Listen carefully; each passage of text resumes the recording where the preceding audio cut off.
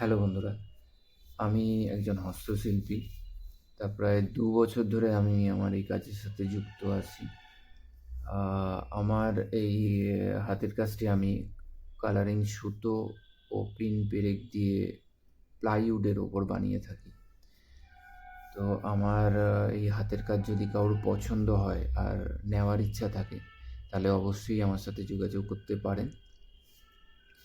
আর আমার এই ক্রাফটের ডিজাইনগুলি ছাড়া যদি কারুর অন্য কোনো ডিজাইন পছন্দ হয়, যেটা অন্য কোথাও দেখেছেন, সেটা অবশ্যই আমার সাথে শেয়ার করতে পারেন।